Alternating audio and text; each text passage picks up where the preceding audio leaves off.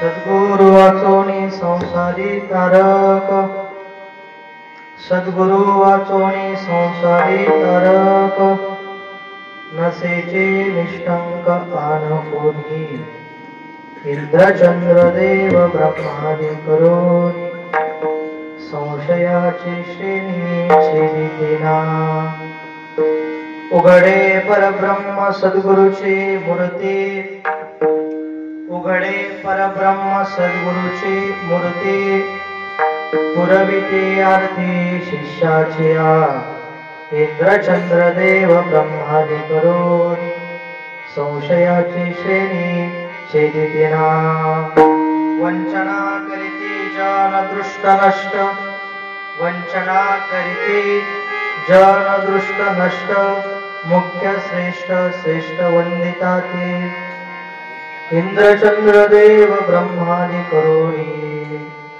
संशयाची श्रेणी छेदितेना, ज्ञानदेव म्हणे गुरु स्वामी दास, ज्ञानदेव म्हणे गुरु स्वामी दास, नेणे साधनास आन काही, इंद्रचंद्र देव ब्रह्मादि करोनी, संशयाची श्रेणी छेदितेना, महायोग पीठे तटे विमरचां, वरं कुंडलीकाय धातु मुनीन्द्रे, समागत्य तिष्ठं तमानन्दकन्दं, परब्रह्मलिङ्गं भजे पाण्डुरङ्गं, पाण्डुरङ्गा करो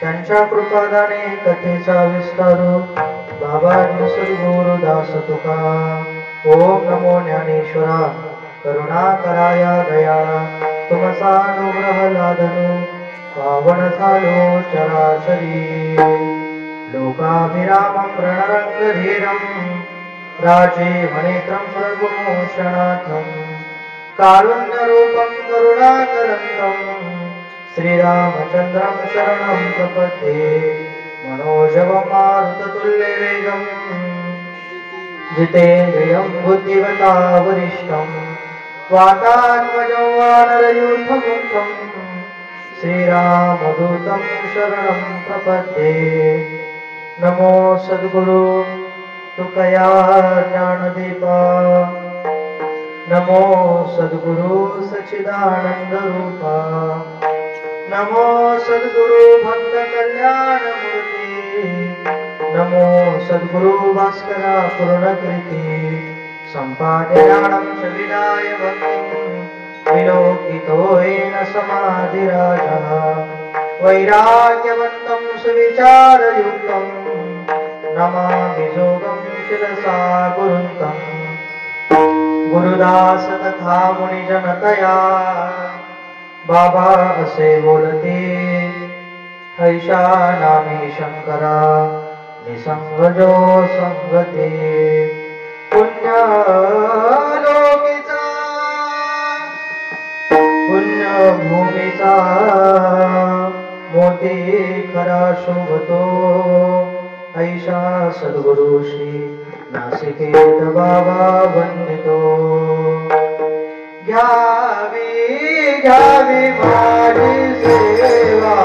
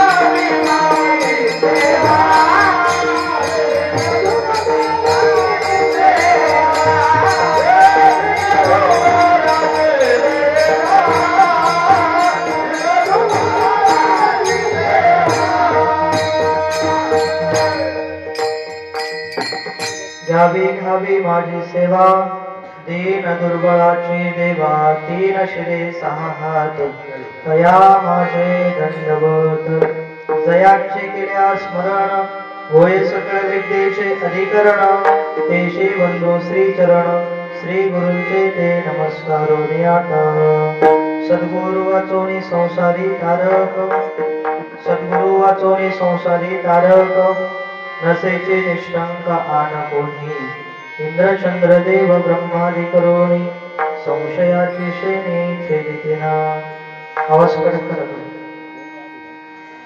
हरी प्रस्तुत प्राप्त प्रसंगी कीर्तन रूपी सेवेकरता घेतलेला अभंग मुक्त कैवल्य तेजोनिधी तपोनिधी विश्वमौली ज्ञानोबाराया यांचा 5 चरणाचा सद्गुरूचं महत्व सांगणारा किंवा सद्गुरूचं वर्णन करणारा अभंग सेवेकरता निवडलेला आहे.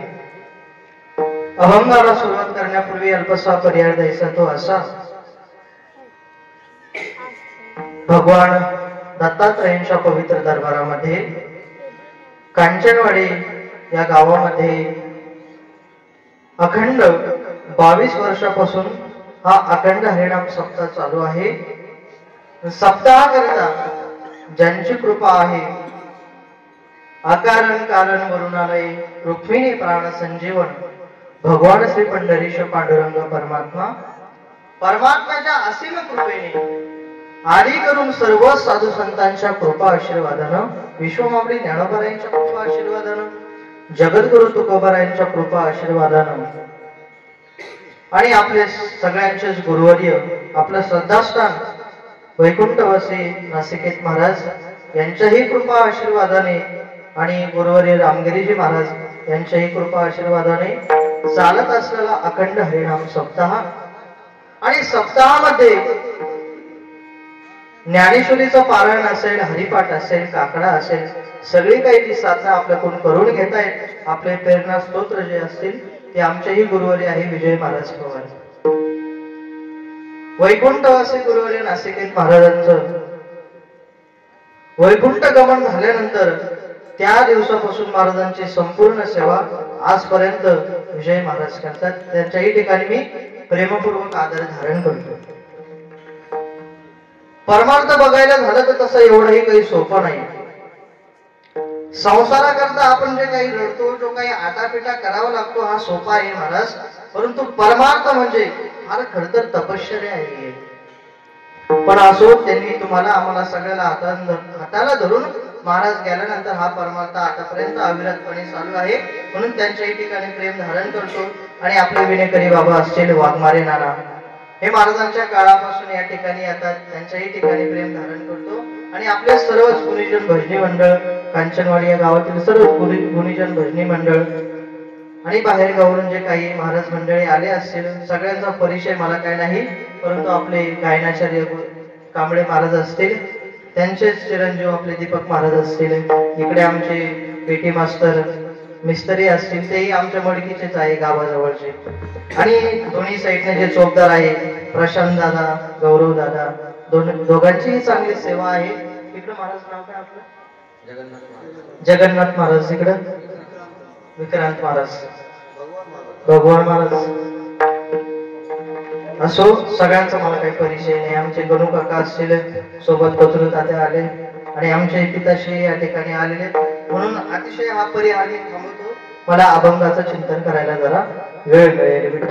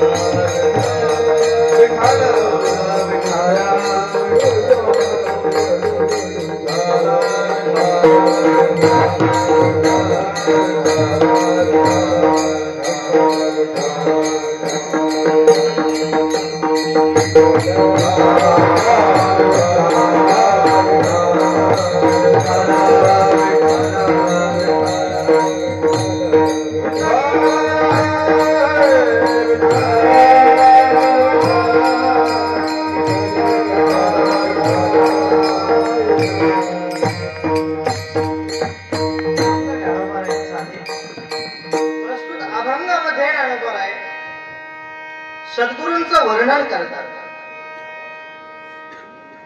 बरं ज्ञानोबा सद्गुरूंचं वर्णन का करतात? सद्गुरूंचं वर्णन करण्याचं कारण काय? या जगतामध्ये तसं जर बघायचं झालं तो मनुष्य जन्मातच हा काय संसारामध्ये येऊन पडतो. नुसतं लग्न करणे म्हणजे संसार नाही, जन्माला येणं सुद्धा संसार आहे. पण प्रत्येक मनुष्याचं जीवनाला आल्यानंतर जे काही आद्य कर्तव्य आहे ते काय? भगवंताचं नामचिंतन आहे. मग या ठिकाणी ज्ञानोबाराय या अभंगामध्ये सद्गुरूचं वर्णन करतात. याचं कारण काय? जीवनामध्ये आपल्याला भगवंताची संगती, भगवंताची सेवा घडली नाही तरी चालेल, परंतु जीवनामध्ये सद्गुरूची जर सेवा घडली तर भगवंताला सुद्धा दर्शन देण्याकरता यावं लागतं. सद्गुरू वाचून या संसारामध्ये तारणारं दुसरं कोणी व्यक्तिमत्व नाही. ज्ञानोबा सांगतात सद्गुरू वाचून संसारी तारक बाबा, त्या संसार सागरातून तारून नेण्याकरता कोणीच येणार नाही.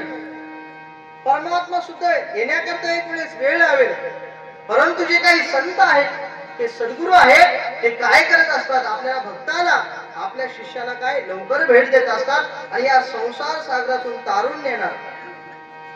इंद्र चंद्र देव ब्रह्मादि करुणी, मग तो इंद्रदेव असेल, चंद्र असेल, जे काही देव असतील ते सुद्धा आपल्याला संसार सागरातून काही सोडवणार नाही.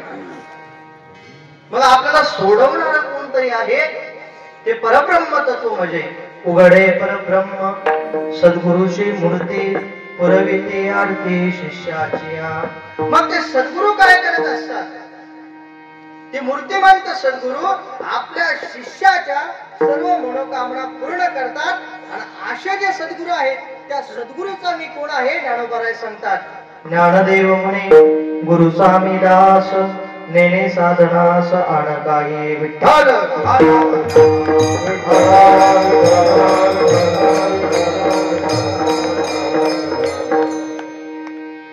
अभंग ज्ञानोबारायांचा आहे. या अभंगामध्ये ज्ञानोबाराय सद्गुरूंचं वर्णन करतात. ज्या अर्थी ज्ञानोबाराय सद्गुरूंचं वर्णन करतात त्या अर्थी ज्ञानोबारायांचा तरी काहीतरी अधिकार असला पाहिजे ना. तसं जर बघायचं झालं तर सगळं जग हे काय मायेने व्यापलेलं आहे. याच्यामध्ये आपल्याला तारून नेण्याकरता कुणीतरी असलं पाहिजे की नाही? बरं मला सांगा, आपल्याला ज्या मूलभूत गरजा आहेत त्या गरजा पुरवण्याकरता आता छोटे मुलं असतील, घरातील माता मौली असेल, ते घर परिवार चालण्याकरता कोणीतरी श्रेष्ठ करता मनुष्य असतो की नाही? असतो. मग या संसार सागरामध्ये तारुण्याकरता कोणीतरी श्रेष्ठ मनुष्य आहे की नाही? आहेत ना. ज्ञानोबा सांगतात सद्गुरू आहेत. पण ते सद्गुरू कसे असले पाहिजे? ते ब्रह्मनिष्ठ असले पाहिजे. हल्लीच्या काळामध्ये काय झालं माहितीये का महाराज? कुणी कुणालाही गुरु करायला लागलं. काही काही लोकांची तर राजकारणी माणसं गुरु आहेत. याच्याशी आपल्याला काही बोलायचं नाही. प्रत्येकाचा जो तो वैयक्तिक प्रश्न आहे, याच्यावर मी जर बोलायला गेलो तर ते माझ्या वाणीला शोभणार नाही. काय माझं वय वस्तू कमी, बरोबर की नाही? ते माझ्याही वाणीला आपल्याला सांगणं काही बरोबर वाटत नाही. पण असो, जीवनामध्ये संगत करायची ना तर कोणाची केली पाहिजे? संतांची केली पाहिजे, सद्गुरूंची केली पाहिजे, जेणेकरून देवाची भेट तरी होईल. अकळावा श्रीपती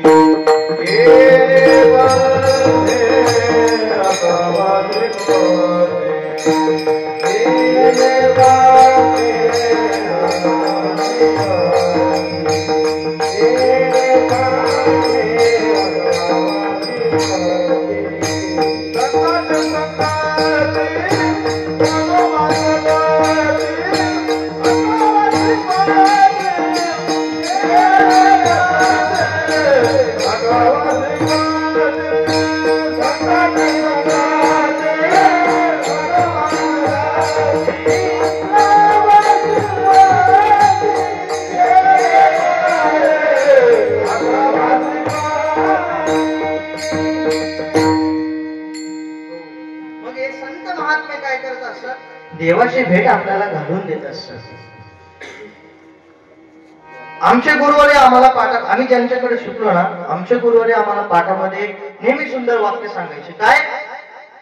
संगत कधी राजाची करू नका. कधी भिकारी बनून घेऊन सांगता येत नाही, परंतु संगत कोणाची करावी संतांची करावी, कधी देवाची भेट घालून देत सांगता येत नाही. विठ्ठल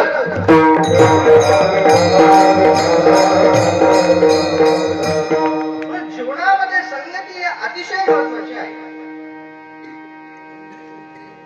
पण माझ्याही जीवनामध्ये सद्गुरू आले आणि त्या सद्गुरूंनी काय केलं, माझ्या जीवनामध्ये माझाही उद्धार केला आणि त्याचा परिणाम तुमच्या समोर कीर्तन सेवे करता काय मी उपस्थित आहे.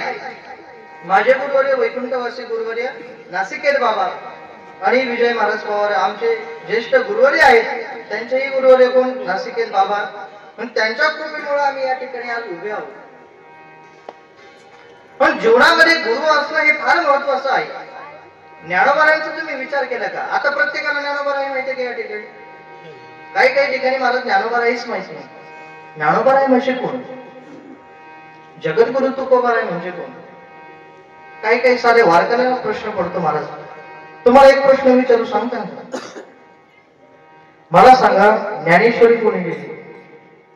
साधा प्रश्न आहे. प्रत्येक वारकऱ्याला माहिती असलं पाहिजे. मंडपाच्या बाहेर जे असतील त्यांचं सोडून द्या. जेवढे हात बसले त्यांनी तरी सांगा ज्ञानेश्वरी कुणी लिहिली? टाळकरी सोडू ना. सच्चिदानंद बाबा. सच्चिदानंद बाबा. सच्चिदानंद बाबा. हे हाडाचे वारकरी म्हणायचे. या ठिकाणी कीर्तन श्रवणाकरता बसले की नाही पण त्यांना चिंतन कळतंय. काही काही लोकांना ज्ञानेश्वरी कुणी लिहिली याचं काहीच माहिती नाही. पण एवढं तरी जीवनामध्ये वारकऱ्याचे जे काही ठराविक नित्यनेम ते प्रत्येकाला माहिती असले पाहिजे. मग एवढे ज्ञानोबाराय त्यांनी काय केली? ज्ञानेश्वरी सांगितली, सच्चिदानंद बाबांनी लिहिली. ते ज्ञानोबाराय संपूर्ण विश्वाला काय करतात महाराज? तारून देण्याचं सामर्थ्य त्या ज्ञानोबारायमध्ये आहे. परंतु ते सुद्धा ज्ञानोबाराय काय म्हणतात? माझ्या सद्गुरूंचा मी दास आहे. हे शब्द कोणाचे आहेत? ज्ञानोबारायांचे आहेत. तुम्ही जगामध्ये सर्वत्र हिंडता. सर्वत्र जगामध्ये तुम्ही जग पाहिलं असेल. परंतु जगतामध्ये असा कुठलाही ग्रंथ नाही ज्या या संसार सागरातून कोणी आपल्याला तारून नाही. जगामध्ये फक्त दोनच ग्रंथ आहेत जे आपल्याला या संसार सागरातून काय तारून नेतात. एक आहे जगद्गुरु तुकोबारायांची ज्ञानेश्वरी गाथा आणि एक आहे विश्वमाऊली ज्ञानोबारायांची ज्ञानेश्वरी. विठ्ठल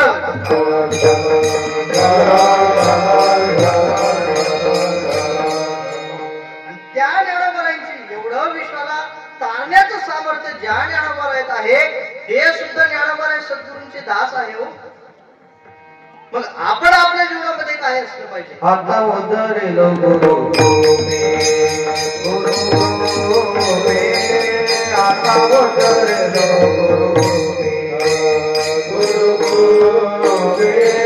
आता उदरेलो गुरु आता उदरेलो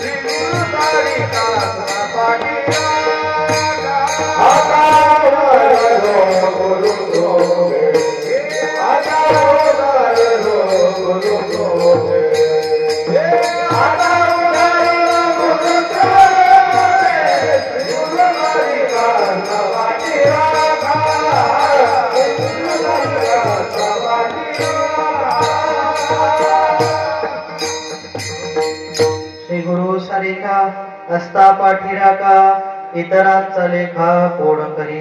पण सद्गुरू जे आहेत ते आपल्या पाठीशी उभे आहेत.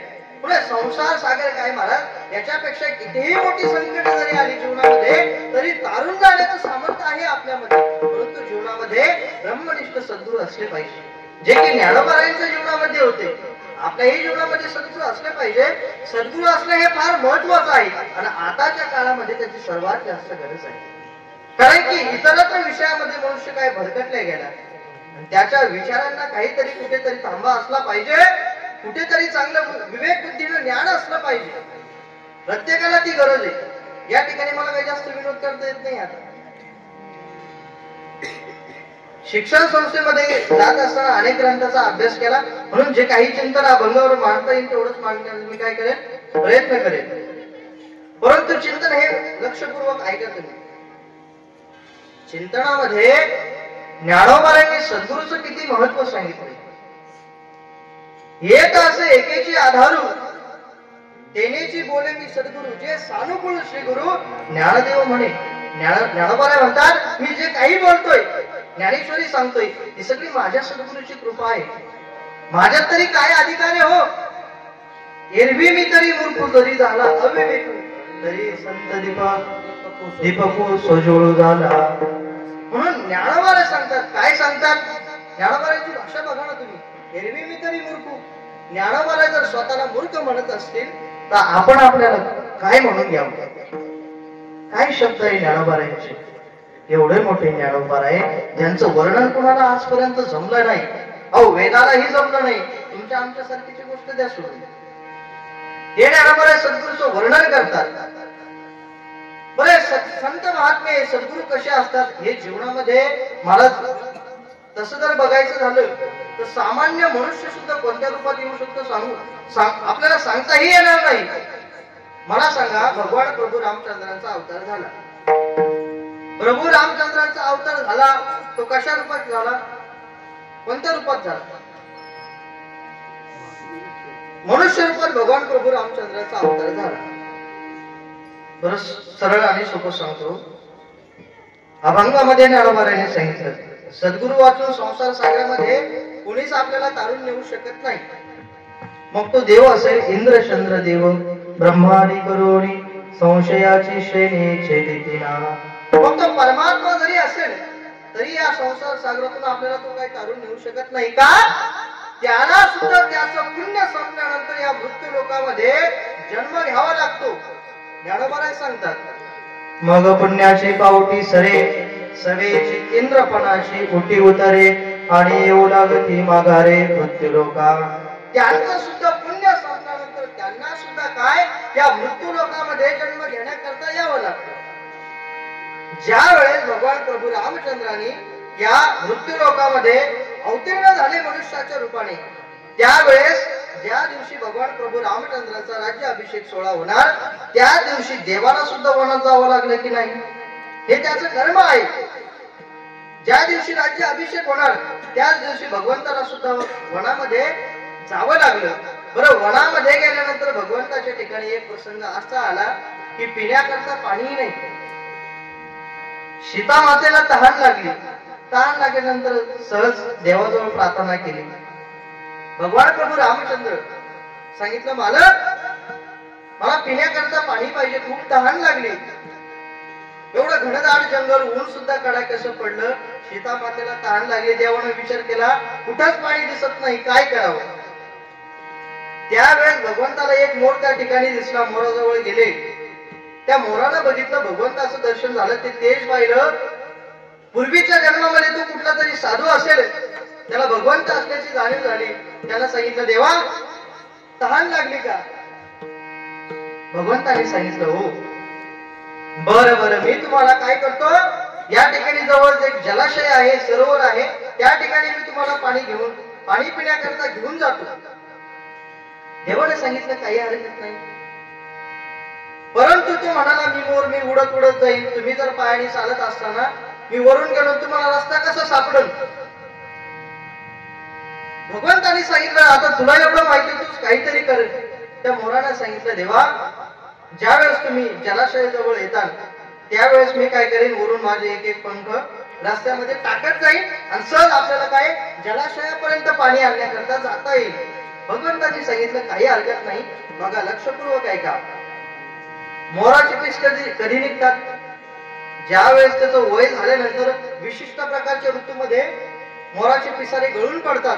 परंतु ज्या वेळेस त्याच्या स्वतःच्या इच्छेविरुद्ध त्याने जर आपले पंख सोडले त्यावेळेस त्याला मरण येतं. देवाकरता त्याने काय केलं, प्रत्येक एक एक पिसाला मोरपंख त्या रस्त्यामध्ये टाकला आणि पुढे निघून गेला. भगवंताला जलाशयापर्यंत घेऊन गेला. जलाशयापर्यंत घेऊन गेल्यानंतर भगवंतानी पाणी पिलं आणि त्याचे सगळे पंख तिथपर्यंत जाऊपर्यंत सगळे गळाले. देवाला सुद्धा माहित होतं की त्याच्या इच्छेविरुद्ध जर त्याने आपले मोरपंख काढले तर त्याला मरण येणार आहे. देवाला दया आली, देवाच्या डोळ्यातून पाणी आलं आणि त्याला सांगितलं, बाबा तुझ्या माझ्यावरती फार उपकार आहे, या जन्मात किती फेडू शकत नाही.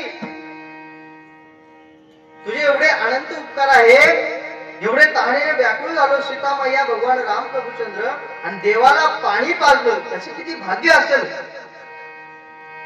जो संपूर्ण विश्वाची तहान भागवतो त्या भगवान परमात्म्याची तहान भागवण्याचं काय भाग्य त्या मोराला लाभलं.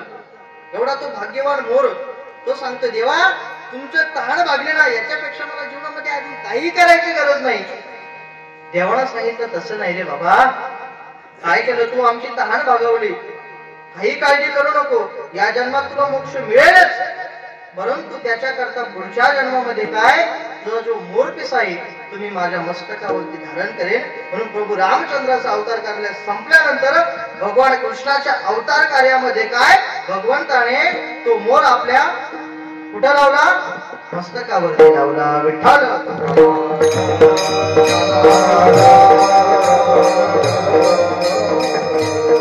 सांगायचं मला, देवाला सुद्धा कर्म करावं लागलं आणि ते कर्म करत असताना देवावरती सुद्धा उपकार झाले, परंतु ते उपकार फेडण्याकरता काय, देवाला सुद्धा काहीतरी केलं. तसं आपल्या जीवनावरती आपल्या सद्गुरूंचे उपकार आहे, भगवंताचे आपल्यावरती उपकार आहे की आपल्याला हा मनुष्य देह मिळाला. मला सांगा, प्राण्यांना जर हा देह मिळाला असता तर त्यांनी काहीतरी साधना केली असती का? मला सांगा, या ठिकाणी कीर्तनाला कोणी येऊन बसलं? पण क्वचित एखाद्या या ठिकाणी नेहमी बसत असेल एखादा प्राणी, तो येऊन बसला असेल कोपऱ्यात, काही हरकत नाही. या ठिकाणी सगळी माणसं या ठिकाणी कीर्तनाला येऊन बसले, बाकीचे प्राणी या ठिकाणी येणार नाही का? याचं त्यांना ज्ञान नाही ना. संपूर्ण विश्वामध्ये अशी एकच प्रकारची योनी आहे जिला काय करता येईल, या भगवंताचं नामचिंतन करून याच्या पलीकडे जाता येईल. इतरत्र जे योनी आहे यांना काहीच नाही. अनर्थ देह आपल्याला एवढा सहजरित्या प्राप्त झाला ना महाराज. याच्याकरता तुम्हाला मी एक दृष्टांत सांगतो. एक आंधळा नदीकाठी आंघोळीला गेला. आंघोळी करत असताना सहज आंघोळ झाल्यानंतर त्याने टाळी वाजवली. टाळी वाजवल्यानंतर सहज त्याच्या टाळीमध्ये काय, एक कावळा आला. कावळा माहिती ना, तो कावळा त्याच्या हातामध्ये सहज आला. आणि नेमकं त्याच गावामध्ये एक राजा राहत होता, श्रीमंत राजा, गडगंज त्याची संपत्ती. आणि त्या राजाचं काय पोट दुखायला लागलं, सगळे वैद्य त्या ठिकाणी येऊन गेले, कोणालाही राजाचं पोट बरं करता आलं नाही. एका ज्येष्ठ वैद्याने सांगितलं, राजा तुझं पोट दुखत आहे, तू काय कर, प्रधानांना सांग कुठून तरी कावळा घेऊन या, मी तुझं पोट बरं करतो.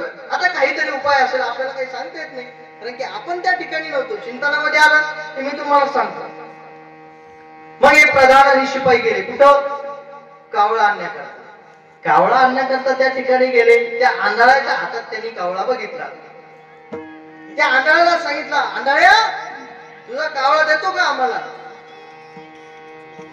त्याने बरोबर आवाज ओळखला. एवढा कडक आवाज, म्हणजे राज दरबारातून शिपाई आले असतील, शिपायाचाच असा कडक आवाज असतो. त्याला वाटलं काहीतरी काम असेल. तो चतुर होता, जरी डोळ्याने दिसत नव्हतं ना तरी कानाने त्याला चांगलं ऐकू आलं.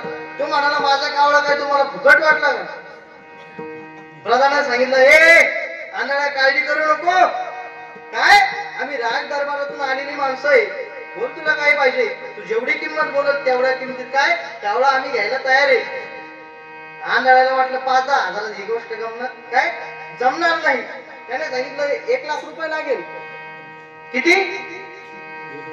मी जर सांगितलं असं तर 10-12 कावळे यायला बसले. 1 लाख रुपये लागतील, काही हरकत नाही. त्या आंधळ्याने जसा कावळा हात पुढे केले, कावळा त्यांच्याकडे देणार तेवढा कावळा काय उडून गेला. प्रधानाने शिपायाने सांगितलं, आंधळ्या तुझा कावळा आता उडून गेला, त्याच्यामुळे तू काय कर, आता आम्हाला परत कावळा धरून दे, आम्ही तेवढे पैसे तुला देतो. आता मला सांगा, त्याने सहज टाळी वाजवली म्हणून त्याच्या हातामध्ये कावळा आला. आता दिवसभर याने कितीही टाळ्या वाजवल्या तर याच्या हातामध्ये कावळा येईल का? सापडला देह काकाले न्याय, सापडला देह काकाले न्याय, नगरो पाया घडो आय, नगरो पाया घडो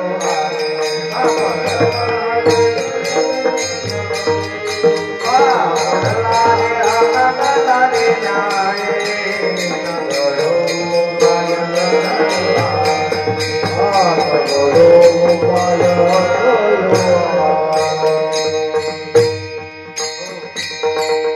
म्हणून याला शास्त्रामध्ये कागाटाळी न्याय असं म्हटलं आहे. म्हणजे आंधळ्याने दिवसभर जरी टाळ्या वाजवल्या तरी त्याला काही कावळा सापडणार नाही. तसं आपल्याला सहज हा निर्णय प्राप्त झाला जो इतर योनींना फार दुर्लभ आहे. पण याचं महत्व आपण समजलं पाहिजे. याचं महत्व समजून आपण जीवनामध्ये काय केलं पाहिजे? गुरुभक्ती आपल्या जीवनामध्ये असली पाहिजे. मला अभंग घेण्यापूर्वीच महाराजांनी सांगितलं जरा सद्गुरूंचं वर्णन करा. महाराजांना सांगितलं महाराज अभंगच सद्गुरूंचं घेतो. हो, पण या ठिकाणी आपल्या सप्ताहाला चालू झाली गेली 22 वर्ष. 22 वर्षापासून हा सप्ताह अविरतपणे चालू आहे. अन्नदानही व्यवस्थित चालू आहे. संख्याही चांगली आहे. कीर्तन श्रवणाकरता हरिपाठाही करता मंडळी आहेत. गायक आहे, वादक आहे, टाळकरी आहेत. याचं मागचं कारण सांगा मला. केवळ आणि केवळ गुरुभक्ती. विठाल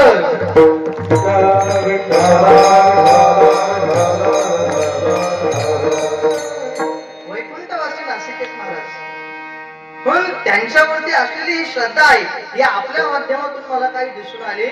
मी अनेक भागामध्ये ज्यावेळेस कीर्तना करता जातो त्यावेळेस मला जी काही मंडळी आता गुरुवरे वैकुंठवासी नासिकेत महाराज, तसं लौकिक दृष्टीने बघायचं झालं तर ते माझ्या आजोबा, पारमार्थिक दृष्टीने बघायचं झालं तर माझे सद्गुरू. पण त्यांची कृपा आहे मी या ठिकाणी उभा आहे. अनेक ठिकाणी फिरायला गेल्यानंतर काही काही जी ज्येष्ठ मंडळी आहेत ते महाराजांची आठवण मला करून देत असतात. महाराज नेहमी आमच्या घरी यायचे. या ठिकाणी आल्यानंतर आमच्या घरी मुक्कामाला थांबायचे. या गावी जायचे. या ठिकाणी सप्ताह व्हायचा. हे मंदिराचं बांधकाम महाराजांनी केलं. पण प्रत्येक आमची बोर काय महाराजांनी घेऊन दिला. आमची विहीर ज्या ठिकाणी असेल ती विहीर काय महाराजांकडे बघूनच आम्ही विहिरीचं बांधकाम केलं. अशी प्रत्येक मंडळी मला अनेक गावामध्ये गेल्यानंतर भेटत असतात. आवर्जून ते माझी भेट घेत असतात. सांगतात महाराज तुमच्या आजोबामुळे म्हणजे तुमच्या सद्गुरूमुळे आम्ही काय या मार्गाला लागलो, या भक्ती मार्गाला लागलो. मला फार आनंद होतो.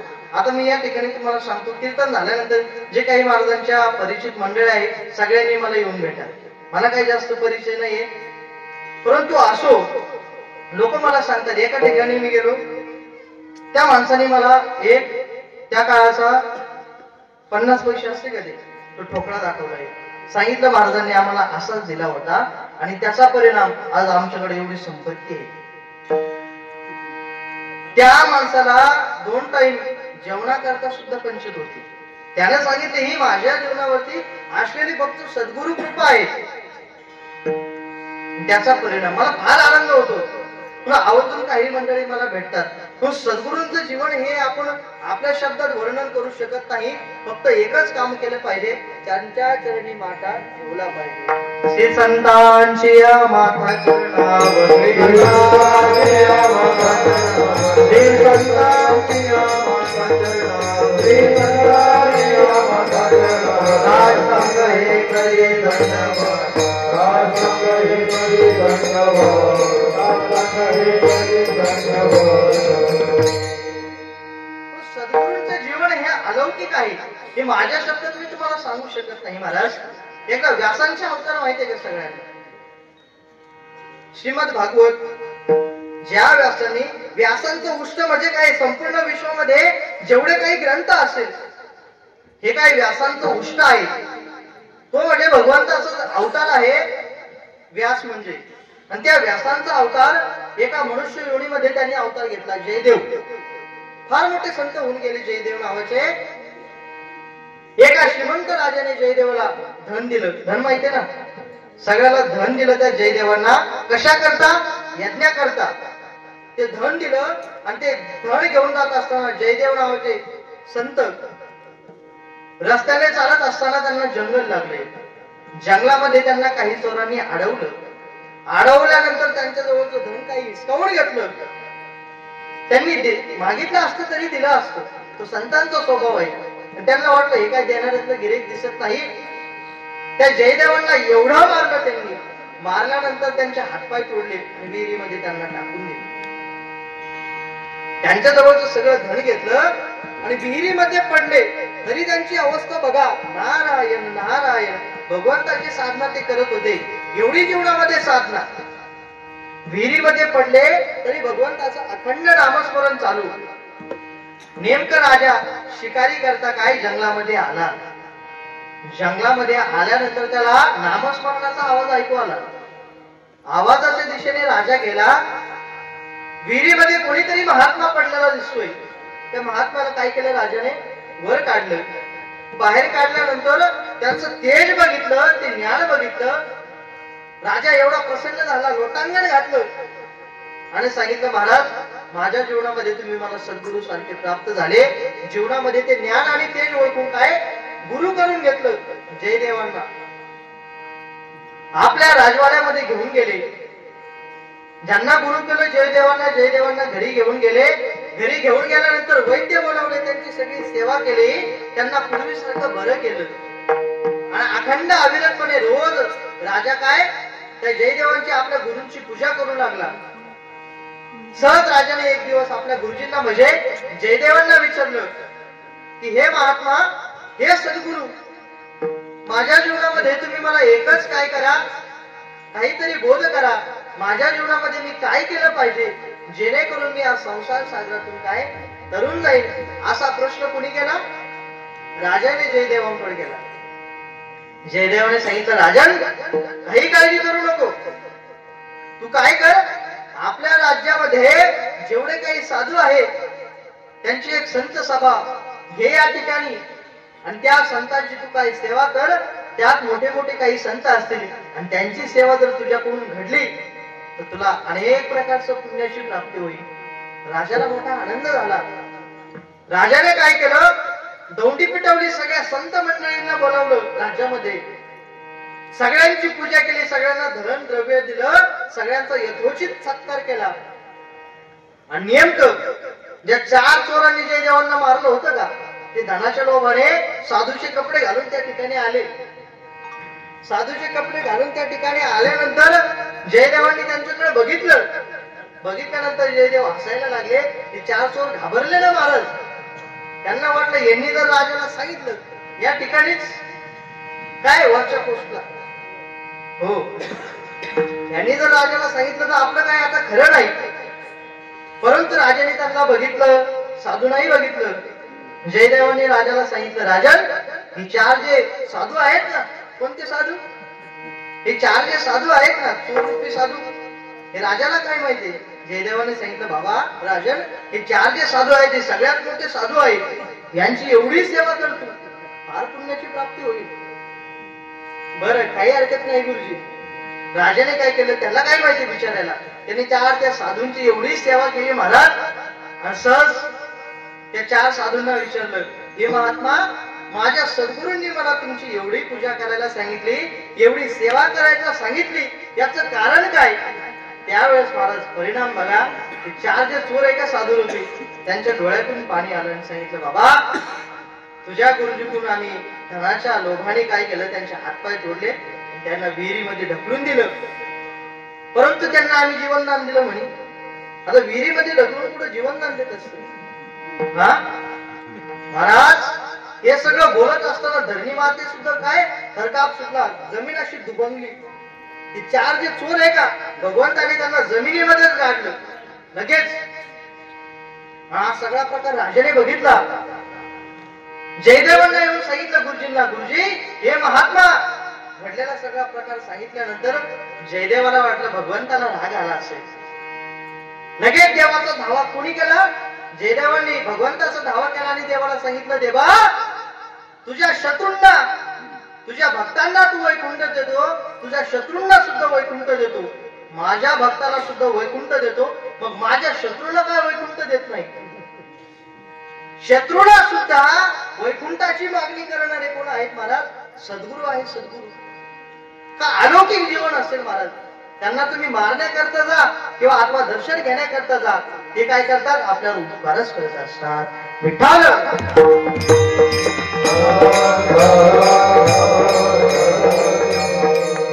ज्ञानोबा एक गोड वर्णन करतात. जो खांडवया घावो घाली कालावनी जयाने केली, दोघा एकची सावनी वृक्ष दे जैसा. एखाद्या ज्ञानोबाने याच्यात विज्ञान सांगितलं, गोड छोटासा दृष्टांत सांगितला. एखादं झाड असेल, झाड एखाद्या मनुष्याने लावलं, त्याला पाणी घातलं, झाड मोठं केलं, त्याला सुद्धा झाड सावली देतो. जे तोडण्याकरता गेला त्याला सुद्धा झाड सावलीच देतो. तसा संतांचा स्वभाव आहे. दुर्जन जरी मनुष्य गेला तरी त्याच्यावरही उपकार करतात आणि चांगला मनुष्य गेला त्याच्यावरही कृपा करतात. असं जीवन सद्गुरूंचं आहे. अतिशय साधं. जशी परिस्थिती जीवनामध्ये निर्माण येईल तसं काही संत महात्मे चमत्कार करत असतात किंवा त्यांची साधना करत असतात. मग वेळ काळ कसाही असो, कसंही जीवनात प्रसंग येऊ, तरी पण आपल्या साधनेशी ते ढळत नाही महाराज. साधना म्हणजे साधना. तुकोबाराय गोड वर्णन करतात. समयासी सादर भावे, समयासी सादर भावे, देव ठेविल पैसे रहावे, समयासी सादर भावे. अशी परिस्थिती एवढ्या जीवनामध्ये अतिशय आनंद हा केवळ फक्त भगवत साधनेचा परिणाम आहे. आणि असं जीवन कोणाचं होतं? वैकुंठवासी गुरुवारी नासिकेत बाबांचं जीवन होतं. काय अलौकिक जीवन होतं महाराज. महाराज आपल्याला प्रसंग माहित असेल. एकदा एक सद्गृहस्थ परमपूज्य देवगडला गुरुवर्य देवगडच्या बाबाजींजवळ आला. त्याने सांगितलं की मला माझ्या जीवनामध्ये माझ्या सद्गुरूवरती ओविरूपी ग्रंथ लिहायचा आहे, मला काहीतरी मदत मिळेल का? असं सांगितल्यानंतर गुरुवर्य देवगडच्या बाबांनी काय केलं, वैकुंठवासी गुरुवर्य नासिकेत बाबांचं नाव सांगितलं. या ठिकाणी जवळच एक खेडेगाव आहे खलाल पिंपरी, त्या गावामध्ये तुम्ही काय करा, जा आणि त्या ठिकाणी नासिकेत महाराजांना भेटा, ते तुमच्या ग्रंथाचं काम पूर्ण करतील. त्या सद्गृहस्थाला आपल्या सद्गुरूंचा ग्रंथ जीवनामध्ये पूर्ण करायचा आहे, त्याच्याकरता काहीतरी मदत म्हणून तो आला. बाबांनी जशी त्याला सांगितलं तसं तो गावामध्ये आला. आणि गावामध्ये आल्यानंतर वैकुंठवासी गुरुवर्य नासिकेत महाराज मारुतीच्या मंदिरामध्ये दर्शनाकरता गेले. मी काय अगदी लहान होतो त्या वेळेमध्ये. लहान असताना त्या सद्गृहस्थाला मी पाणी आणलं, एक पाण्याचा ग्लास दिला. त्यांनी विचारलं, बाबा या ठिकाणी नासिकेत महाराज कुठं राहतात? म्हणलं इथंच राहतात, माझे आजोबा आहे. तर काही हरकत नाही. गुरुवर्य बाबांनी त्यांच्याजवळ आम्हाला पाठवलंय, आमच्या सद्गुरूंचा आम्हाला ग्रंथ लिहायचा आहे. बरं थोडा वेळ झाला, महाराज दर्शन करून कुठं आले? घरी आले. घरी आल्यानंतर देवपूजेच्या ठिकाणी त्यांचं जे आसन आहे त्या ठिकाणी वैकुंठवासी नासिकेत महाराज बसले. बसल्यानंतर त्या सद्गुरूस्थांनी बघितलं आणि त्यांना विचारलं, सांगितलं की मला गुरुवर्य देवगडच्या बाबांनी पाठवलंय. त्यांचे जे गुरुवर्य आहे संदेगिरी बाबा, त्यांचं मला जीवन चरित्र लिहायचंय आणि ते ओवीबद्दल लिहिण्याकरता कोणीतरी लेखक असेल म्हणून बाबांनी मला तुमचा परिचय सांगितला. तुमचे जे काही महाराज असतील त्यांच्याजवळ. तो कोणाला विचार होता? वैकुंठवासी नासिकेत महाराजांनाच विचार होता. विचारत होता की गुरुवर्य देवगडच्या बाबांनी मला ग्रंथ लिहिण्याकरता नासिकेत महाराजांकडे पाठवलंय, ते सध्या कुठं आहेत, कुठं गेले? असं विचारल्यानंतर गुरुवर्य नासिकेत महाराजांनी सांगितलं, आम्हीच सेवक आहोत. असं सांगितल्यानंतर महाराज त्या मनुष्याने बघितलं किती साधं जीवन. दर्शन घेतलं त्या सद्गृहस्थाने सांगितलं आणि आम्हाला जशी बाबांनी म्हणून सांगितले, आम्हाला वाटलं कोणीतरी मोठं घरदार असेल, कोणीतरी महात्मा असेल मोठा, परंतु एवढं साधं जीवन त्या सद्गृहस्थाने दर्शन घेतलं. आणि त्या ग्रंथ लिहिण्याकरता जेवढा काही कालावधी लागला, ग्रंथाचं काम पूर्ण झालं. आणि पूर्ण झाल्यानंतर त्या सद्गृहस्थाने वैकुंठवासी गुरुवर्य नासिकेत महाराजांना त्यांच्या गावी नेलं, मोठा सत्कार केला. सत्कार केल्यानंतर त्यांना जे काही ग्रंथाचं मूल असेल मानधन देण्याकरता ते पैसे जवळ दिले. महाराजांनी सांगितलं नाही, मला माझ्या सद्गुरूंची आज्ञा होती की ग्रंथ तुम्हाला यांच्याकडे लिहून मिळेल, म्हणून याच्यापेक्षा मला जीवनामध्ये काहीच नको. विठाल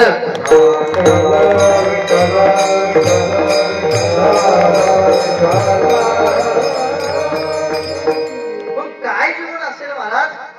साधं 2 वेळेचं जेवण सुद्धा करता येत नव्हतं, तरी सुद्धा ग्रंथालयाचं एवढं सामर्थ्य, भगवंताचं नामसाधना, भगवंताची भक्ती करण्याकरता एवढं सामर्थ्य कुठून महाराज? केवळ सद्गुरूची कृपा आहे. देवळचे महान संत श्री समर्थ सद्गुरू किसनगिरी बाबा, किसनगिरी बाबांचा ज्यावेळेस ग्रंथ लिहिला, ग्रंथ लिहिल्यानंतर महाराज एवढी जीवनामध्ये साधना झाली, तो ग्रंथ पूर्ण झाला. कुठला ग्रंथ? मी कुठला बोलतो तुम्हाला लक्षात आहे ना? देवगड बद्दल बोलतोय. त्या ठिकाणी श्री समर्थ सद्गुरू किसनगिरी बाबा, गुरुवर्य वैकुंठवासी नासिकेत महाराजांचे गुरुवर्य, त्यांचा ग्रंथ महाराजांनी पूर्ण केल्यानंतर एक दिवस जीवनामध्ये असा प्रसंग आला, त्या ग्रंथावरती एका मनुष्याने आक्षेप घेतला. ग्रंथामध्ये महाराजांनी वर्णन केलं आहे की माझे जे सद्गुरू आहेत त्यांनी नदीमध्ये गेल्यानंतर वाळूची पिंड केली, वाळूची पिंड केल्यानंतर त्याच्यामध्ये गवताची काडी जरी पोचली तरी तिचा अगरबत्ती सारखा सुगंध येत होता. असं वर्णन वैकुंठवासी गुरुवर्य नासिकेत महाराजांनी ग्रंथामध्ये केलंय. आणि त्या वर्णनावरती त्या मनुष्याने आक्षेप घेतला की असं काही ग्रंथामध्ये लिहून जमतं का?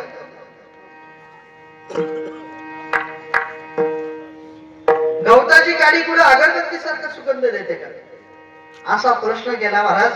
वैकुंठवासी गुरुवर्य नासिकेत बाबांना एवढं वाईट वाटलं. आपल्या सद्गुरूचं चिंतन केलं. संध्याकाळी विश्रामाची वेळ होती, विश्रामाकरता गेले. तो सद्गुरूस्थ सुद्धा संध्याकाळच्या वेळेस आराम करत होता. आणि झोपलेल्या असताना त्या सद्गुरूस्थाला जो काही मनुष्य असेल त्याने ग्रंथावरती आक्षेप घेतला होता, त्याला स्वप्नामध्ये अगरबत्तीचे चटके बसले. सामान्य गोष्ट नाही. हा चमत्कारही म्हणता येत नाही. याच्यावर बारकाईने विचार करा. अभंगाचं 3रं चरण जे आहे, उघडे परब्रह्म सद्गुरूची मूर्ती पुरविते आरती शिष्याची.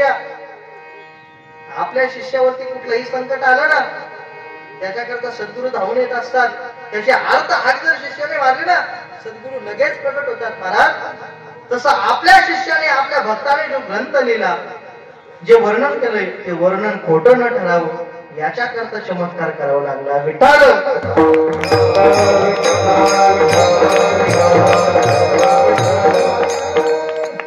याला म्हणायचं गुरुभक्ती.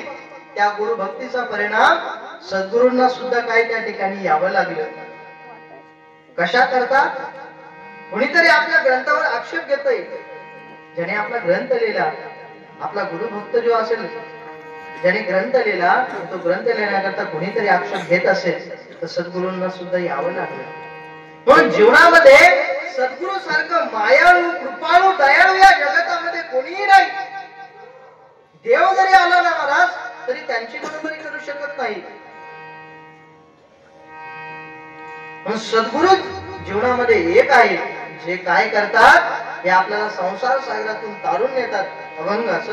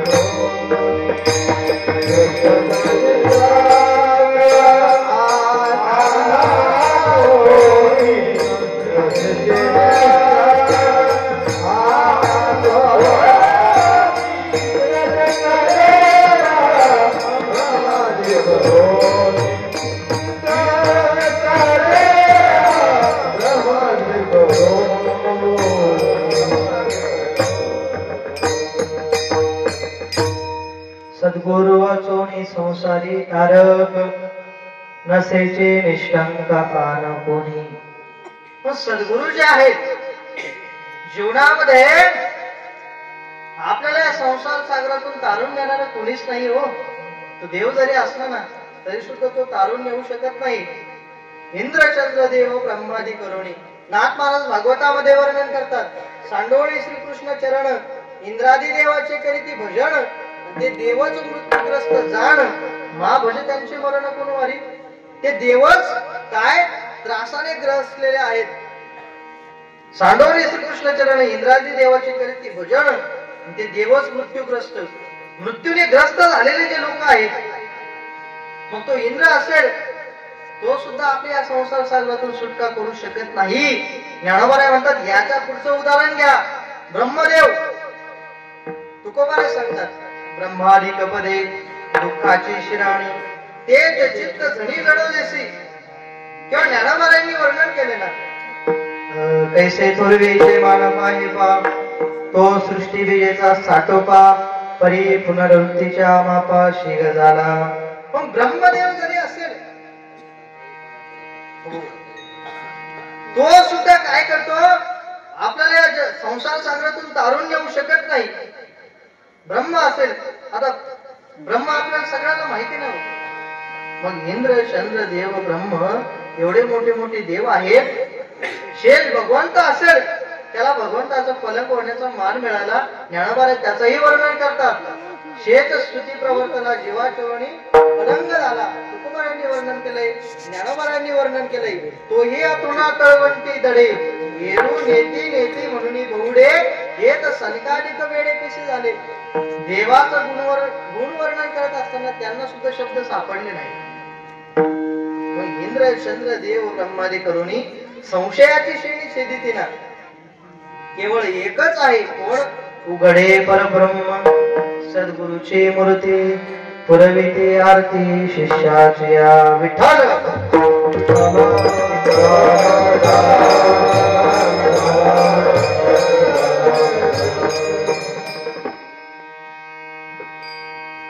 सद्गुरूंची जीवनामध्ये काय कृपा असते.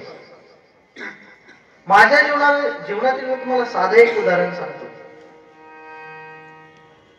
ज्या वेळेस गुरुवारी नासिकेत बाबांचं वैकुंठ गमन झालं त्या गोष्टीला आज 12 वर्ष होऊन गेले. 12 वर्षापूर्वी ज्या वेळेस त्यांचं वैकुंठ गमन झालं त्यावेळेस मी 6वीला होतो. म्हणजे वयाचे किती वर्ष 10 हा 10-12 वर्षाचं माझं वय असताना त्यांचं वैकुंठ गमन झालं. वैकुंठ गमन झाल्यानंतर घरामध्ये त्यांच्यानंतर त्यांचा वारसा वडील जे आहेत काका जे आहेत ते भजन करतात. पण कीर्तनाची परंपरा ती कुणीही चालवली नाही. मलाही त्याच्या ठिकाणी लहानपणी छंद होता, परंतु त्याच्यानंतर मला ते बाहेर शिकण्याकरता टाकणार होते. लांब लांबचा आता कुठंच संपर्क राहिला नव्हता. ते गेल्यानंतर 1-2 महिन्याचा प्रसंग सांगतो. 2 महिन्यानंतर मला सारखे आध्यात्मिक ओढ लागायची. त्यांचं वैकुंठ गमन झाल्यानंतर 2 महिन्यानंतर मला असं कुठेतरी तीर्थक्षेत्रावरती शिकण्याला जाण्याची इच्छा झाली. स्वप्नामध्ये त्यांनी सांगितलं, एक दिवस सहज स्वप्न पडलं, लहानपणापासून बरोबर ना हो पण आवडतं असणारं पारमार्थिक स्वरूपाची. एक दिवस स्वप्न पडलं, स्वप्नामध्ये सांगितलं काय करतो घरी, काय ठेवलंय, जा कुठेतरी भजना करता जा, कुठेतरी काहीतरी चिंतन कर, एखाद्या सद्गुरूची सेवा जीवनामध्ये कर. या पारमार्थिक स्वरूपाची जी काही भक्तीची वाटचाल असेल त्या वाटेला जा. तो प्रसंग फार डोळ्यासमोर आहे माझ्या. मग मी काय केलं, 8-10 दिवस झाले जेवतच नव्हतो. घरी रोज सांगायचो वडिलांना, काकाला सांगायचो काय मला आळंदीला नेऊन घाला, कुठेतरी तीर्थक्षेत्रावरती नेऊन घाला. मला अण्णांनी असं असं सांगितलंय, माझ्या सद्गुरूंनी मला असं असं सांगितलंय. मी घरी रोज सांगायचो. वैकुंठवासी नासिकेत महाराजांचं वैकुंठ गमन झाल्यानंतर बरोबर 3 ते 4 महिन्यांनीच मला आळंदीला घरच्यांनी नेऊन घातलं. आणि ज्या वेळेस मला आळंदीला नेऊन घातलं शिकण्याकरता, महाराजांची परंपरा चालवण्याकरता, त्यावेळेस माझे काका होते, वडील होते, आणि साक्षीदार अजून कोणी पाहिजे तर गुरुवर्य महाराज होते. यांनी मला आळंदीला नेऊन घातलं शिकण्याकरता. पण आळंदीला 10-12 वर्ष राहून शिक्षण घेतलं. आणि शिक्षण घेतल्यानंतर या ठिकाणी तुमच्या समोर कीर्तन करण्याकरता उभा आहे. 10-12 वर्ष शिक्षण घेतले याचा अहंकार नाही, स्वाभिमानाने सांगतो, एक दिवस स्वप्नामध्ये सद्गुरूंचा बोध झाला आणि त्याचा परिणाम तुमच्या समोर उभा आहे.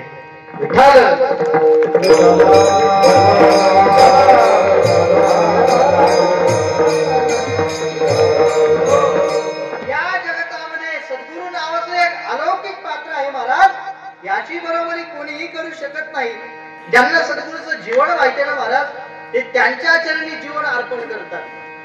परंतु ज्यांना संतांचं सद्गुरूंचं जीवन करत नाही, जीवन कळत नाही, ते लोक काही सद्गुरूची निंदा करत असतात महाराज. वंचनाकडे ते ज्येष्ठ श्रेष्ठ नष्ट, जे नष्ट लोक असतील नास्तिक प्रवृत्तीचे, ज्यांचं जीवन व्यर्थ आहे, ते साधू संतांची सद्गुरूची निंदा करत असतात. परंतु त्यांना काहीच प्राप्त होत नाही. जीवनामध्ये केवळ अधोगतीच आहे. परंतु ज्यांना सद्गुरूंचं जीवन कळालं महाराज, हेच परमार्थाच्या दृष्टिकोनाने काय उच्चांक त्यांनी गाठला. जीवन हे फार अवघड आहे महाराज. पैसा म्हणजे सगळी गोष्ट नाहीये हो. काळाची पैशाची गरज आहे, मर्यादेपुरती गरज आहे. पैशाची गरज कुठपर्यंत आहे? गाडी, व्यवस्थित घर. आता कीर्तनकार जरी असला, मी तुम्हाला सांगतो, मला सुद्धा तेवढ्या गोष्टीची गरज आहे ना.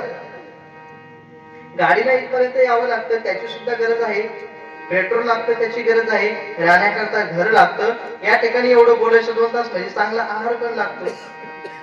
माझी तब्येत बघून तुम्हाला आहार कळालाच असेल. मला याच्याकरता हे सांगायचं नाही. जीवनामध्ये ह्या मूलभूत गरजा आहे, त्या पुरवल्या पाहिजे. परंतु पैसा म्हणजे सगळी गोष्ट नाही ना. मला सांगा, एखादा गरीब मनुष्य असेल, ज्याला घरी चहा पिण्याकरता साखर सुद्धा नाही, त्या मनुष्याला कधीतरी लाडू खावासा वाटतो की नाही महाराज? खावा वाटतो. त्याला जर एखाद्या चांगल्या ग्रहस्थाने 1 किलो जरी लाडू घेऊन दिले, तरी त्या माणसामध्ये एवढं सामर्थ्य आहे, 5-10 मिनिटांमध्ये ते 1 किलो लाडू तो खाऊ शकतो. ते गोड असलेले लाडू. मला सांगा, पैसा नाही, पण पचवण्याची ताकद आहे. पैसा सगळी गोष्ट नाही. आणि जो शुगर फॅक्टरीचा मालक आहे, त्याला डायबिटीस. मला सांगा, पैसा आहे, कंपनी आहे, सगळं आहे, परंतु साखर गोड खाता येतं का? नाही खाता येत. सांगायचं मुद्दा कळाला. असं गंभीरतेने बघू नका माझ्याकडे. सरळ आणि सोपा आहे का हो? फार विनोद केला पाहिजे असं नाही. चिंतन हे साधं सोपं असलं पाहिजे. विनोदही करतो, काही हरकत नाही. ऐका, अभंगाला धरूनच विनोदे. गेल्या वेळेस सांगितलं होतं ना. बरं ऐका, ज्यांनी ऐकलं नसेल त्यांनी ऐका. एक गुरुजी होते. गुरुजी माहिती सगळ्यांना, शाळेतले गुरुजी नाही बरं का. पोरांना तुम्हाला माहितीये का, शाळेत तुम्ही शिकायला जाता, तुम्हाला सर आहे का मॅडम आहे का गुरुजी? दोघं बी ना. हा हुशार आहे बरं का. वा वा, कौतुक केलं पाहिजे मला तुझं. तुला गुरुजी कळाले आणि सरही कळाले. बरोबर, सर म्हणजेच गुरुजी. पूर्वीच्या काळामध्ये विद्यापीठाची, विद्यालयाची काही सोय नसायची. पूर्वीचं आपलं जे धार्मिक शिक्षण म्हणजे काय, गुरुकुल पद्धती असायची. आणि त्या ठिकाणी गुरुमाताला मॅडम नव्हते म्हणत, गुरुमाताच म्हणत होते. आता मॅडम म्हणतात. गुरुजीला सर नव्हते म्हणत, गुरुजीच म्हणत होते. आता काळ बदललाय, ठीक आहे. विज्ञानाच्या आणि काळाच्या ओघाने आपण बदललं पाहिजे, परंतु आपला पाया घसरता कामा नये. म्हणून त्या गुरुकुलामध्ये गुरुजीने आपल्या शिष्याला सांगितलं, शिष्या, मला आज आहे ना पेढे खाण्याची इच्छा झाली. तू काय कर, बाजारामध्ये जा आणि माझ्याकरता पेढे विकत घेऊन ये. आता पूर्वीचे दिवस पेढे स्वस्त भेटायचे, 10 रुपयाला पावशेर. पावशेर मध्ये मोठे पेढे किती घ्यायचे हो? 3 पेढे यायचे. गुरुजीने 10 रुपये दिले. जा बाळा, बाजारातून मला पेढे खाण्याकरता घेऊन ये. त्यांनी 10 रुपये घेतले. मस्त उड्या मारत मारत बाजारामध्ये गेला. बाजारामध्ये गेल्यानंतर त्याने पेढे विकत घेतले. 10 रुपयाचे किती पेढे विकत आले? आता 3 आले की नाही? बरं, 3 पेढे विकत घेतल्यानंतर आता पेढे कसे काय आपण खाऊन बघतो की नाही? नाही बघत का? तू खाल्ले का? नाही ना. मग त्याने पेढे कसे हे खाऊन बघण्याकरता 1 पेढा खाल्ला. पेढे किती राहिले आता? 2 राहिले का? मग 2 पेढे घरी घेऊन चालला.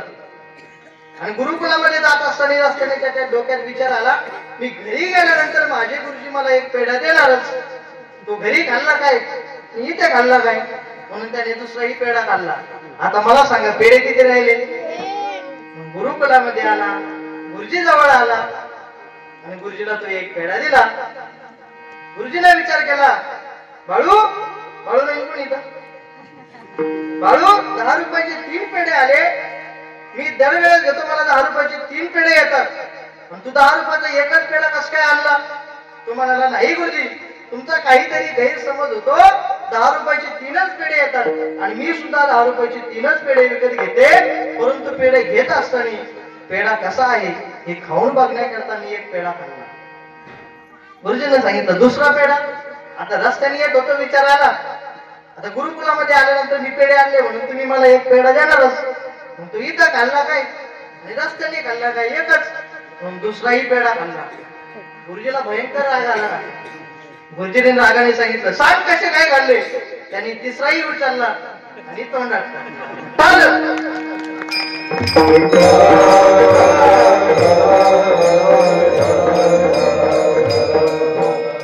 आणि सांगितलं असे खाल्ले. तुला असेही काही चेहरे असतात महाराज.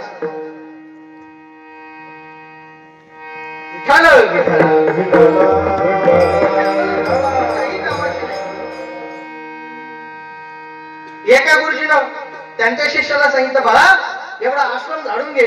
त्यांनी विचार केला, कंबर मोडून जाईल. एवढा मोठा आश्रम झाडायचा 2-3 एकर, म्हणजे आज का काय पाठ राहत नाही.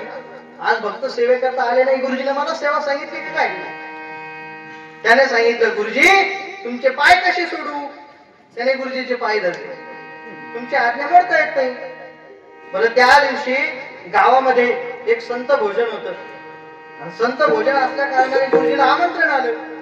गुरुजी म्हणे, शिष्या आज जर माझी तब्येत बरोबर नाही म्हणे, गावामध्ये संत भोजनाचं आमंत्रण आलंय, जातो का?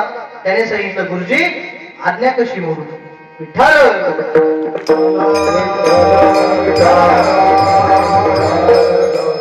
सेवा सांगितली तर पाय कसे सोडू? जेवणाकरता आमंत्रण आलं तर आज्ञा कशी मोडू? असे काही भक्त असतात, असे काही चेहरे असतात. याला काही अर्थ आहे का?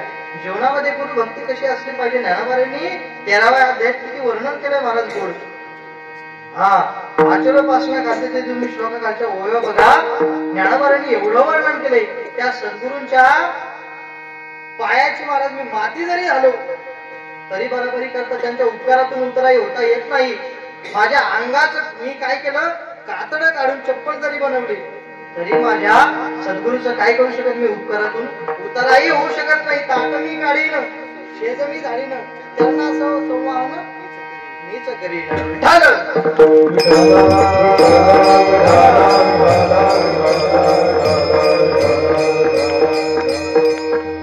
एवढं गोड वर्णन ज्ञानोबा हे करतात. या ते आपल्या जीवनामध्ये सद्गुरू किती महत्वाचे आहे. तर ज्ञानोबांच्या जीवनामध्ये सद्गुरू नव्हते का? ज्ञानोबांच्या जीवनामध्ये सद्गुरू होते. ज्ञानोबांचं सोडा, जे ज्ञानोबा आहे त्या भगवंताची श्रीमद भगवद्गीतेवरती टीका लिहितात. तो भगवान परमात्मा, ज्याच्या करता जगद्गुरु तुकोबा यांनी गाथा लिहिली तो परमात्मा, ज्याच्या करता जपी तपी संन्यासी साधू संत सगळे दिवस रात्र त्याचं भजन करतात तो परमात्मा. त्याच्याही जीवनामध्ये गुरु आहेत की नाही? आहे की नाही? मला सांगा, भगवान श्रीकृष्णाचे गुरु कोण? संदीप आहे. प्रभू रामचंद्रांचे गुरु कोण? मला सांगा, भगवंताच्या जीवनामध्ये गुरु नाही का? जीवनामध्ये सद्गुरू असणं किती महत्वाचं आहे. जीवनामध्ये सद्गुरू असणं हे फार महत्वाचं आहे. आणि तुमच्या आमच्या सारख्याचं भाग्य म्हणजे की आपल्या जीवनामध्ये गुरुवर्य वैकुंठवासी नासिकेत बाबांचं काय कृपा आहे. विठ्ठल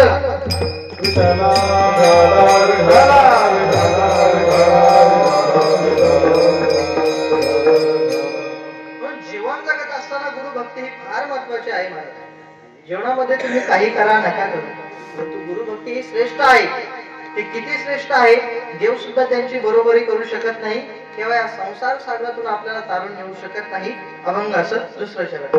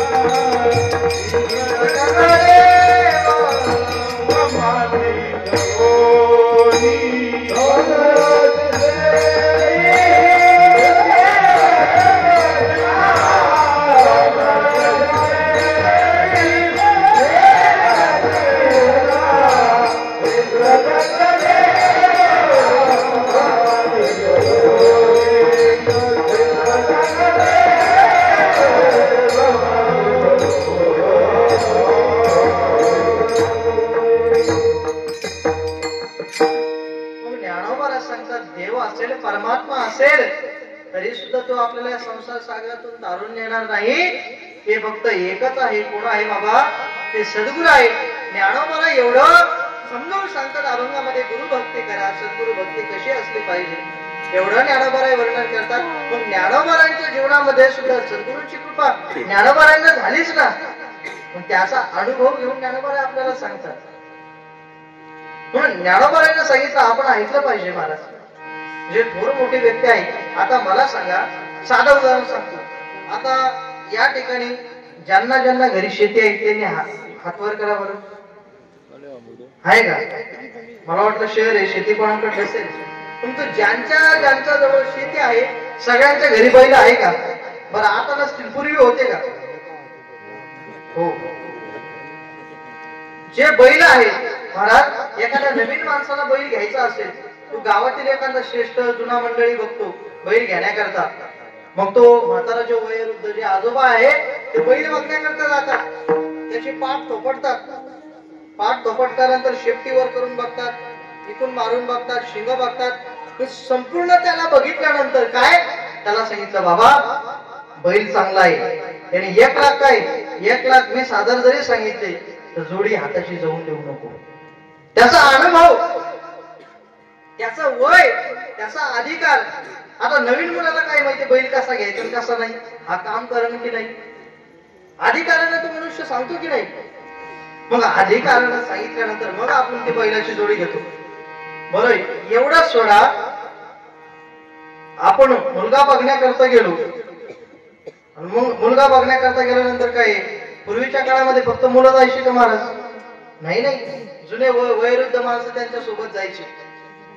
वयोवृद्ध त्यांच्या समोर गेल्यानंतर त्या मुलाला विचारायचे, काय बाबा तुझं नाव काय, तुझं शिक्षण काय?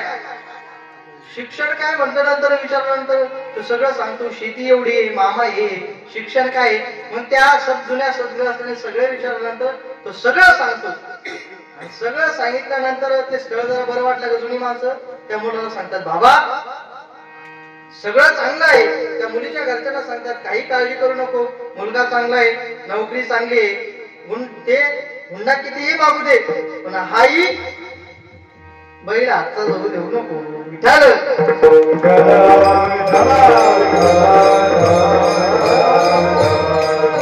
म्हणून हे स्थळही हाताचं जाऊन देऊ नको. का? अनुभव आहे. जुनी माणसाची पद्धत विचारायची चांगली आहे महाराज. आता काहीच विचारत नाही. हल्लीचा भाग वेगळा आहे. याच्यावर आपण न बोललेलं बरं. ते माझ्या वाणीला शोभणारही नाही. बरं असो, अधिकार असायचा. अधिकारवाणीनं ते आपल्याला सांगायचे. तसे ज्ञानावरा अधिकारवाणीनं नाही, परंतु या अभंगामध्ये सद्गुरूचं महत्व एवढं पटवून देतात. कशाची तरी तुलना केल्याशिवाय देवाची तुलना केली. कोणाची तुलना केली? सद्गुरूंचं महत्व सांगण्याकरता, सद्गुरूचं महत्व सांगण्याकरता देवाची सुद्धा तुलना केली. मग देवाची तुलना करून सद्गुरूचं महत्व ज्ञानावरांनी पटवून सांगितलं की नाही? सांगितलं. हो. तसं संसारामध्ये आता मला सांगा, दिवाळी सगळ्यांच्या घरी होते. सगळेजण दिवाळीला काय स्वयंपाक करतात? पुरणपोळी. बरं पुरणपोळीचा स्वयंपाक दिवाळीला केला विजय महाराज. स्वयंपाक केल्यानंतर एक नवीनच जोडप्याचं लग्न झालेलं होतं. आता प्रत्येक सगळ्याच घरचे घरी पुरणपोळी करते का मला माहित नाही. परंतु एका जोडप्याचं नवीनच लग्न झालेलं, त्याच्या बायकोनं सुगरणीनं मस्त काय पुरणपोळ्या बनवल्या. आता ऐकताना सगळ्याला गोड वाटल. हो, काय केलं, त्याच्या पत्नीनं पुरणपोळ्या बनवल्या. आणि पुरणपोळ्या बनवल्यानंतर त्याला सांगितलं, अहो जरा पुरणपोळी कशी झाली खाऊन बघता का.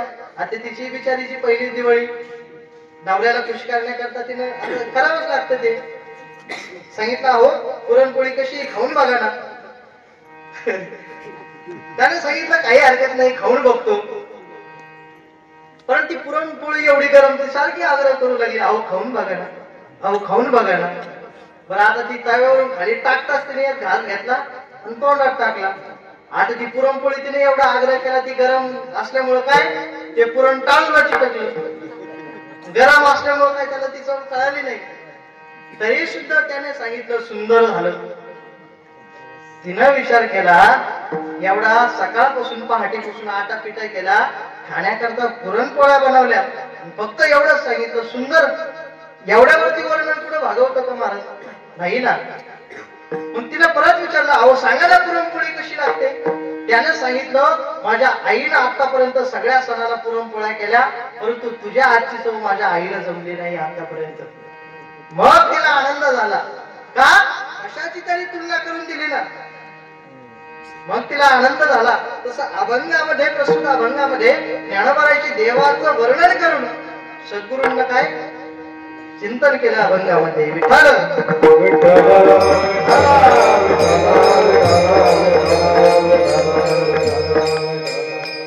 देवाची तुलना केली आणि सद्गुरूचं महत्व पटवून सांगितलं ज्ञानोबारांनी. मग ते महत्व किती पटवून सांगितलं, ते परब्रह्म तत्व जे आहे ते संसार सागरातून तारून नेणारं एकच आहे, ते म्हणजे अभंग. उघडे प्रभु सद्गुरूंची मूर्ती,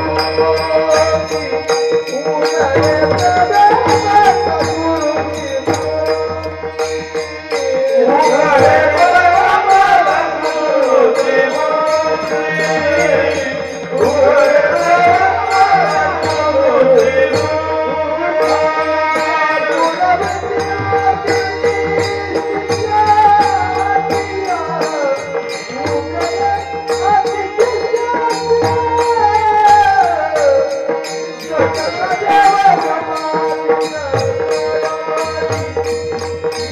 सद्गुरूंची मूर्ती,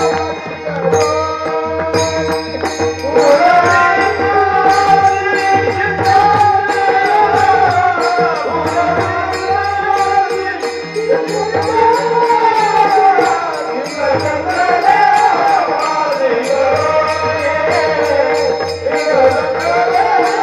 सद्गुरूंची मूर्ती,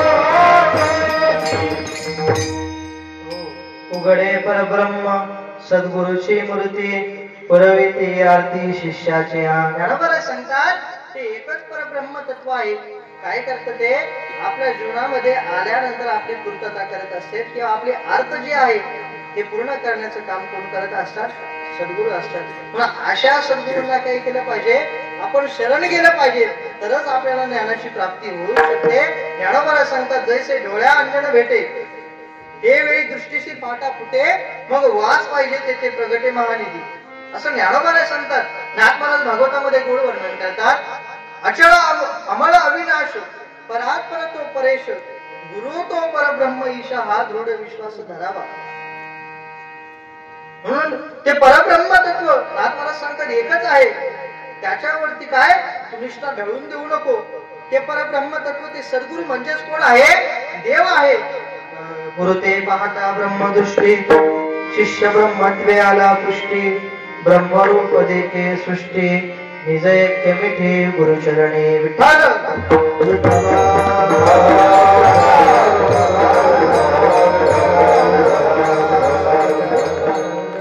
असं जे परब्रह्म तत्व आहे त्याची तू काय कर, जीवनामध्ये सेवा कर. कशी सेवा केली पाहिजे, ज्या ठिकाणी सद्गुरू बसले त्या ठिकाणी आपण बसायचं नाही, जवळ दूर बसायचं. कारण की आपण सद्गुरूपेक्षा मोठे नाही. ज्या आसनावरती सद्गुरू बसले त्याच्या एकदम खाली आपण बसायचं. आपण रामायण बघितलं असेल, रामायणामध्ये भगवान प्रभू रामचंद्र गोट्यावरती बसले, एखाद्या वृक्षावरती बसले असणार तर खाली लक्ष्मण भैया सेवा करतात. का? गुरुभक्ती. तशी जीवनामध्ये नाथ महाराजांनी सांगितलं भक्ती असली पाहिजे. कशी भक्ती असली पाहिजे की सद्गुरू ज्या ठिकाणी बसले त्यांच्या ठिकाणी दूर जाऊन बसायचं. बरं, ज्या वेळेस सद्गुरूंना ज्या ज्या लागणाऱ्या गोष्टी आहेत त्यांना पाणी जर प्यायचं असेल, त्यांच्या डोळ्यात बघून आपल्याला कळायला पाहिजे आपल्या सद्गुरूंना पाणी कधी पाहिजे. एवढी भक्तीची साधना आपल्या जीवनामध्ये घडली पाहिजे. सद्गुरूची अवहेलना आपल्या जीवनामध्ये कधीच न होता कामा नये. सद्गुरूंच्या घराचं आपण कुठलंही काम असो, सद्गुरूंना जर काहीतरी वेगळं काम सांगितलं, ते कुठलंही काम असो तरी त्या कामाला कधीच नाही म्हणायचं. कुठलीही सेवा असो, मग ते बाथरूम धुणं असेल किंवा झाडून घेणं असेल, कुठल्याही प्रकारचं काम करत असताना मनामध्ये लाल बाळगता कामा नाही. एवढी सद्गुरूंची सेवा जीवनामध्ये असली पाहिजे. एवढी सेवा जीवनामध्ये ज्ञानोबा यांनी केली, प्रभू रामचंद्रांनीही केली, भगवान श्रीकृष्णांनी सुद्धा काय केली, सद्गुरूंची सेवा केली. एवढी सेवा असली पाहिजे. परंतु आपल्या जीवनामध्ये मला एवढी सेवा आता कधी घडायची, कधी एवढा आपल्याकडून परमार्थ घडायचा. परमार्थ करण्याकरता फार काही गोष्टी लागतात असंही काही नाही. साध्याही पद्धतीने परमार्थ होऊ शकतो. एखादी संतांची संगत केली, जीवनामध्ये चांगले मित्र असेल तरी सुद्धा संत संगतीच आहे महाराज. एखादा मुलगा चांगला असेल, 2-4 वाईट मित्र जर हिंडला ना, त्याच्या सुद्धा बुद्धीवरती परिणाम होतो. संगती ही चांगली असली पाहिजे. संगतीला फार महत्व आहे. संगतीनं घडतं आणि संगतीनं बिघडतं महाराज. संगत अतिशय महत्वाची. संगत ही संतांचीच केली पाहिजे जीवनामध्ये. तसं आपलं जीवन घडतं महाराज. विठाल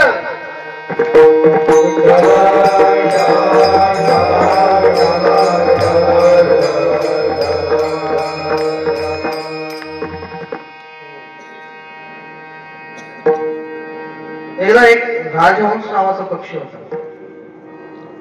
त्या राजहंस पक्षाने काय केलं, एका जंगलामध्ये तो राहत होता. एका झाडावरती तो बसायचा. आणि ज्या झाडावरती तो बसायचा, लक्षपूर्वक ऐका, तो जो काही राजहंस होता त्याच्यामध्ये एवढं काही ज्ञान होतं. मागच्या जन्मामध्ये तो महात्मा होता आणि पुढचा जन्म त्याला राजहंसाचा मिळाला. परंतु अशाही जन्म मिळाल्यानंतर तो काय करायचा, सकाळी ब्रह्ममुहूर्तावरती उठायचा. म्हणजे 8 वाजता का, किती वाजता, 4 वाजता ब्रह्ममुहूर्तावरती उठायचं. गंगेचं स्नान करायचं. स्नान केल्यानंतर ब्रह्मलोकात जायचं. कुठं, ब्रह्मलोकात जायचं. आणि त्या ठिकाणी देवाच्या गोष्टी करायच्या, परब्रह्माच्या गोष्टी करायच्या. आणि ते ज्ञान मृत्यूलोकामध्ये आल्यानंतर एका राजाला सांगायचं. रोजचा त्याचा नित्यनेम एवढाच. त्या ठिकाणी स्नान करायचं, देवामध्ये जायचं, वैकुंठामध्ये जायचं, त्या ठिकाणी ज्ञान घेऊन यायचं, राजाला सांगायचं. परंतु एक दिवस राजहंस राजाला ज्ञान सांगण्याकरता आलाच नाही. राजानं फार वाट बघितली. घडलेला प्रसंग असा की राजहंस ज्या झाडावरती बसायचा, त्या झाडाखालून एक वाट सरू चालला होता जंगलाच्या दिशेने. तो झाडाखाली बसला, थोडीशी विश्रांती होईल म्हणून. त्या राजहंसाने बघितलं आपल्या झाडाकडे कोणीतरी मनुष्य आला आणि तो विश्रांती घेतोय, तो आपला अतिथी आहे, याची काहीतरी सेवा केली पाहिजे. का, साधूचा त्याचा स्वभाव, सहज अंतःकरणामध्ये दया आली. त्या मनुष्याला झोप लागली, त्याच्या अंगावरती उन्हाचे चटके पडू नये म्हणून राजहंसाने आपले पंख पसरले. पंख पसरल्यानंतर मला त्याला चांगली झोप आली. झोपेतून उठल्या उठल्या राजहंसाने त्याला पाणी दिलं पिण्याकरता, झाडाची फळं दिल्या आणून खाण्याकरता. एवढं त्या राजहंसाला कळतं, महाराज एवढा महात्मा असणारा तो राजहंस एवढी सेवा केली. आणि सेवा केल्यानंतर तो मनुष्य पुढच्या प्रवासाला निघाला. आणि निघत असताना त्याने विचार केला, आजची सोय सगळी राजहंसाने केली, उद्याची काय सोय. मग उद्याच्या सोयी करता राजहंसाचे काय पंख छाटले, त्याला आपल्या बरोबर खाण्याकरता घेतलं, उपजीविके करता. मला सांगा, ज्याने आपल्यावरती एवढे उपकार केले त्याचे सुद्धा पंख छाटून खाण्याकरता त्याला घेतलं आणि निघून गेला. राजानं बघितलं, राजहंस काही दिसत नाही. सगळीकडे शिपायांना पाठवलं, प्रधानांना पाठवलं. राजहंसाचे पंख सापडले पण राजहंस सापडला नाही महाराज. परंतु तो माणूस सापडला जो राजहंसाला घेऊन गेला. त्या माणसाला दरबारामध्ये आलं. आणल्यानंतर राजाने विचारलं, काय रे बाबा, का तू राजहंसाला मारलं, काय केलं होतं त्यानं तुझं. त्याने सांगितलं, राजा काही केलं नव्हतं, माझी त्याने चांगली सोय केली, पण उद्याच्या सोयी करता मी त्याला सोबत घेतलं. राजाला सांगितलं एवढे उपकार त्याने तुझ्यावरती केले आणि तरी तू त्याला मारलं म्हणून त्याला फाशीची शिक्षा राजाने सुनावली. मला सांगा एवढे उपकार काय त्या राजहंसाने त्याच्यावरती केले की नाही? म्हणून राजाला सांगितलं याला फाशी नका देऊ, याचे तुकडे करा आणि फेकून द्या जंगलामध्ये. राजहंसाने याने तुकडे केले नाही, याचेही तुकडे करा. महाराज त्या मनुष्याचे तुकडे केले आणि जंगलामध्ये फेकून दिले. जंगलामध्ये फेकून दिल्यानंतर त्याचा वास राजवाड्यामध्ये त्या गावामध्ये येऊ लागला. वास सुद्धा सहन होत नव्हता महाराज. मग मोठे मोठे प्राणी ते मांस खाण्याकरता बोलवले. कोणी त्या मनुष्याचं मांस खात नव्हतं का? राजाने मोठे मोठे राक्षस बोलवले. राक्षस सुद्धा त्या मनुष्याचं मांस खात नव्हते. राजाने विचारलं का खात नाही? त्या राक्षसाने सांगितलं राजा आम्ही काय असे तसे वाटलो का? कृतज्ञ माणसाचं मांस आम्ही सुद्धा खात नाही. विठाल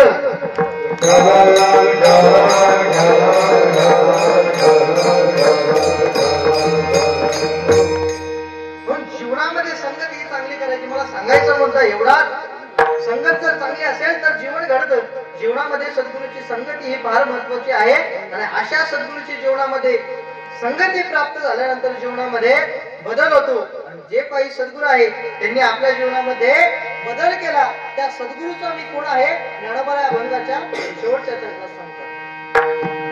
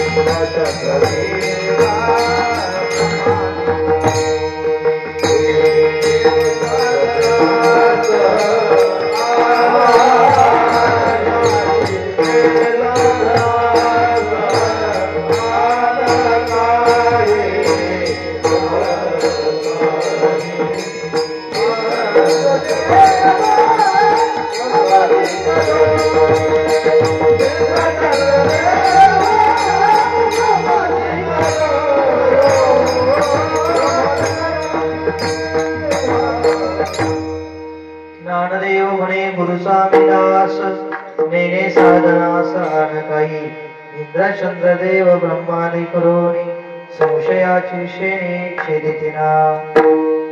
जसे या अभंगावर माझ्या बुद्धीप्रमाणे मला चिंतन करता आलं, जेवढं काही गुरुवारांच्या मुखातून श्रवण केलं, गुरुजींच्या मुखातून श्रवण केलं ते मी आपल्या समोर सांगण्याचा प्रयत्न केला. वास्तविक पाहता माझा एवढा अधिकार नाही, वय नाही, तरी पण सांगण्याचा प्रयत्न केला. केवळ गुरुची कृपा आहे. सद्गुरूचं जे काही आहे ते मी तुम्हाला सांगण्याचा प्रयत्न केला. जे काही चुकलं असेल ते माझ्या बुद्धीशी दोष असेल, जे काही बरोबर असेल ते सगळं माझ्या गुरुवारांचं आहे. स्वानंद सुखनिवासी सद्गुरू जोग महाराज वारकरी शिक्षण संस्थेतील गुरुवर्य वैकुंठवासी नासिकेत बाबा गुरुवर्य देवगडचे बाबा जे काही बरोबर असेल ते यांचं असेल. जे काही चुकलं असेल ते माझ्या बुद्धीचे दोष समजून आई वडिलाचं अंतःकरण धारण करून ते काय करा, सोडून द्या. जे काही माझ्या चिंतनामधून तुम्हाला घेता आलं तेवढं जीवनामध्ये तुम्ही घ्या. विठोबा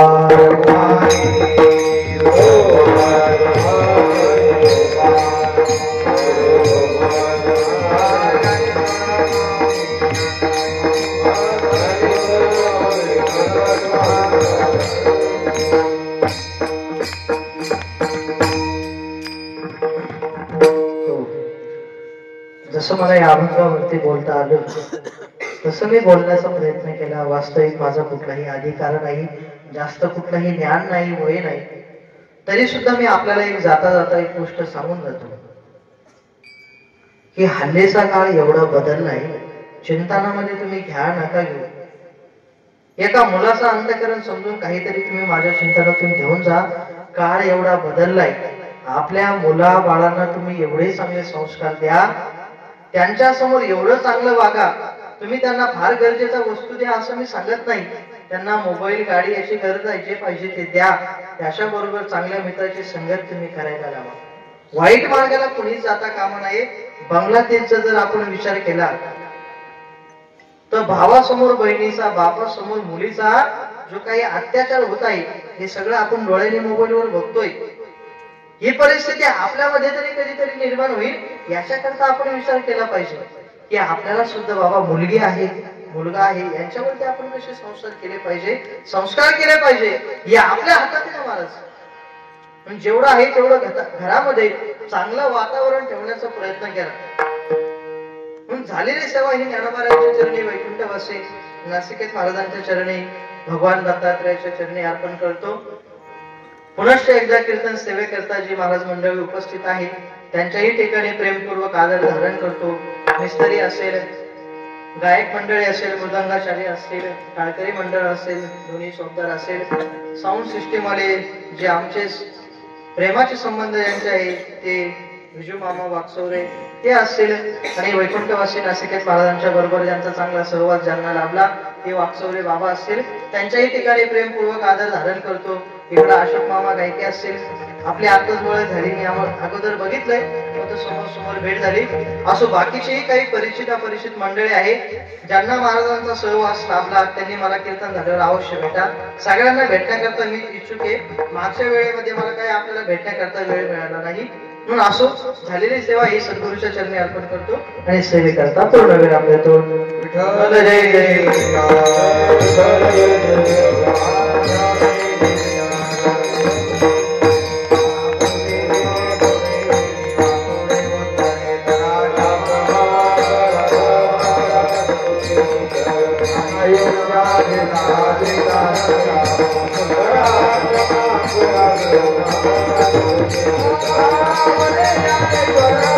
Bye.